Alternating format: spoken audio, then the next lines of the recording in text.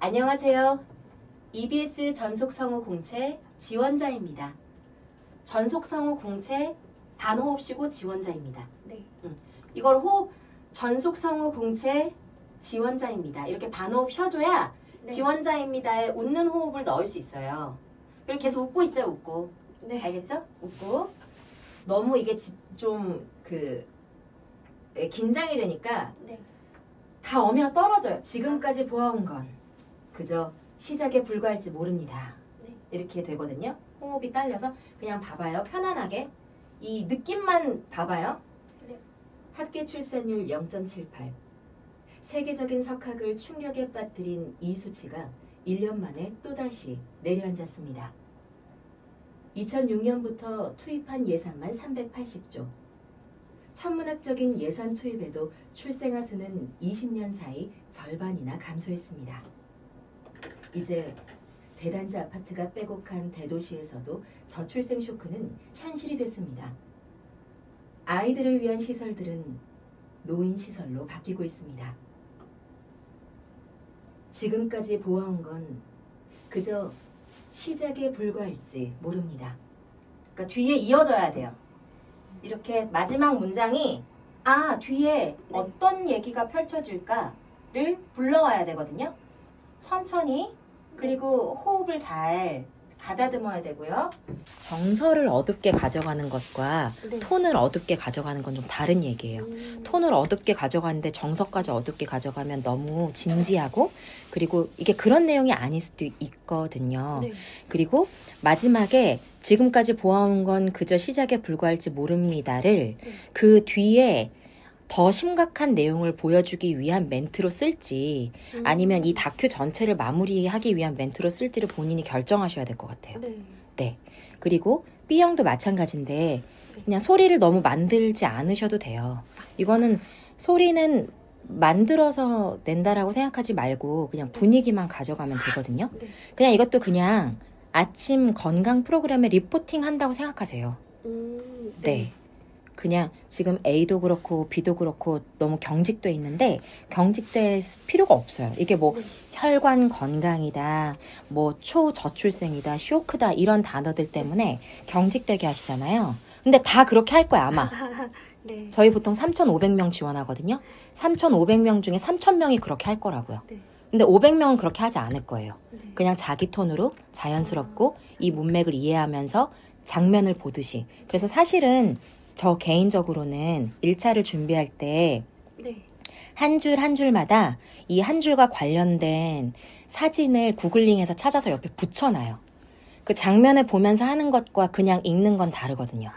이건 너무 심각하게 할 필요 없고 소리를 그때 보니까 어느 날 갑자기 찾아오는 혈관의 위험 신호 뭐 이랬더라고요. 네. 그렇게 안 해도 돼요. 저도 A형, B형 거의 톤 차이 없이 냈거든요. 모든 시험을 다. 근데 톤을 변화를 줄 생각을 하지 말고 정서를 다르게 가져가요. 정서, 분위기. 내가 지금 어느 현장에 있고 나는 어떤 위치고 어떤 리포팅을 하거나 어떤 내레이션을 하는지. 이번은 리포팅이지 내레이션이 아니거든요. 네. 잘 들어보세요. 그냥 이거는 제가 정답이라는 게 아니라 이 느낌의 흐름을 좀 봐봐요.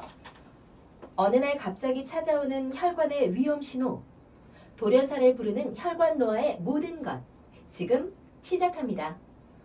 엄마의 혈관 건강이 걱정된다는 딸의 제보. 20년째 고혈압 약을 먹고 있다는데요. 최근엔 이상한 증상까지 나타난다고 합니다. 30분 정도 인터뷰를 이어가던 무렵 허벅지에 쥐가 났습니다. 하나둘 나타나는 이상 증상. 정말 혈관 때문일까요? 그리고 여기 지금 느낌표 있죠? 네. 느낌표가 2개가 들어가 있어요. 느낌표는 외치라는 게 아니라 느끼라는 거예요. 느끼라는 거. 그러니까 위험 신호. 그냥 느끼면 돼요. 위험하구나. 이거를 위험 신호 하지 말고. 그리고 인터뷰를 이어가던 무렵 인터뷰를 하고 있었는데 갑자기 뒤에서 엄마가 아이고 다리야 이럴 거라고. 그 장면 전환이 되는 걸 머릿속에 생각하세요. 네. 그러면 호흡이 절대 이어질 수 없어요. 그리고 첫 줄. 네. 이건 언니도 봐야 해. 네잎클로버를 찾는 호흡, 발견하는 호흡, 그리고 이건 언니도 봐야 해. 이 첫 줄에서 캐릭터가 어떤 캐릭터든 그려지면 저는 좋은 샘플이라고 늘 생각하거든요.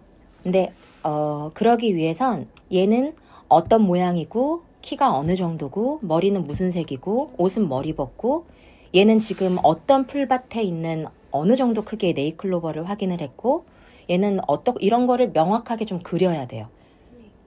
근데 만약에 캐릭터가 본인이 생각하기에 명확하게 그려지지 않는다고 하면 이 장면, 첫 장면이라도 엄청 잘 그려놔야 돼요. 예를 들면 지금 찾는 호흡을 똑같이 했더라고요.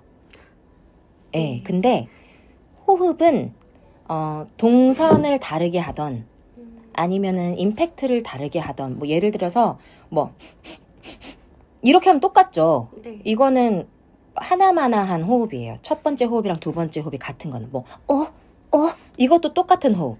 네. 라든지. 그러니까 조금 동선을 줘서 내가 어디서부터 찾을 건지를 정하세요. 네. 이 네잎클로버를 내 눈앞의 풀밭에서부터 찾을 건지 아니면 저 멀리 눈에 보이는 풀밭부터 찾다가 뭐 이렇게 뒤질 건지 뭐 이런 거를 좀 하시면 좋을 것 같고 그리고 사실 얘가 강아지잖아요. 그러니까 강아지들 막 찾을 때 뭐 이런 것도 하고 네네. 뭐 이런 것도 하고 그냥 그 자유롭게 해도 돼요. 하고 지저분하면 자르면 되니까. 근데 앞에 아무것도 안 그려지는 상태에서 그냥 여기 어가 있으니까 어를 해야겠다 이렇게 시작하면 좀 캐릭터가 생동감을 얻기 힘들 수 있어요. 그래서 저는 이 첫 줄만 잘 해내면 네. 되는 것 같아요. 이거는 2번은. 네. 그리고 10대도 마찬가지인데 10대도 그 소리 너무 예쁘거든요. 소리에 신경 안 쓰셔도 될 것 같아요. 소리가 이미 예쁘기 때문에. 근데 얘가 아빠를 찾잖아요. 네네. 근데 얘가 공주잖아요. 근데 원룸에 살진 않을 거 아니에요, 공주가. 그쵸? 그쵸? 네네. 최소한 궁전일 거 아니에요. 네. 그러니까 아빠를 어디서부터 달려가서 찾을 건지. 지금은 나는 찾을 거야 라는 어떤 목표의식에 의해서 들어가자마자 찾거든요. 그러면은 아무런 선이 안 그려져. 얘가 어디에 있는지도 그려지지 않고. 네. 그러니까 그리고 아빠 이 두 단어에 네. 얘 성격이 드러나야 돼요. 얘가 못됐게 할 건지 뭐 새침하게 할 건지 아니면 푼수처럼 할 건지를 네. 아빠에서 드러나야 되는 거거든요. 그리고 무조건 구체적이어야 돼요, 사실은. 아, 네. 네. 그냥 이거를 연기를 하면서 그려간다는 말이 안 돼요. 정해놔야 돼요. 그려놓은 그림이 명확하면 명확할수록 듣는 심사위원들의 머릿속에도 더 명확한 그림이 그려지는 거거든요. 그러니까 어정쩡하게 하면 심사위원도 물음표예요. 그러니까 최대한 아빠 의아한 호흡 어디 가셨지? 목걸이 발견하고 우와 예쁘다 여기까지는 이 한 줄은 네. 최대한 할 수 있는 최대치로 표현해 보세요. 그 다음에 60대 캐릭터인데 네네. 이거는 무조건 웃겨야 돼요. 네. 왜냐하면 얘는 웃기지 않나요? 웃기죠. 네, 웃기죠.